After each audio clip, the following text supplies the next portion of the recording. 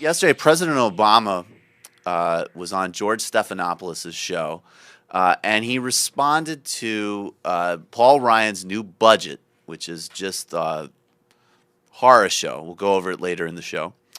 And I liked his response because not only did he rule out the extremes in the Ryan budget, but again, just like with Pelosi the other day, I like very much how President Obama framed this. So I think we have sound for that. I just want to play the sound.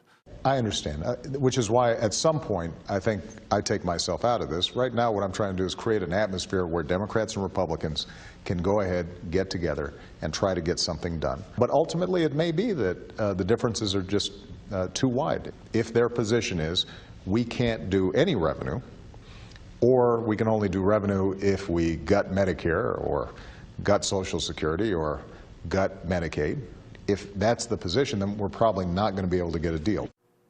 Yeah, I think that that's really good. I think that the fact that he's starting to publicly acknowledge some red lines in terms of where he will and won't go potentially, and also framing it that we don't just want a deal for deal's sake. I think that that's really fundamentally important because we've been playing in this terrain where there's just this obsession to make a deal, almost like to complete a story cycle on some bad CBS procedural drama or something.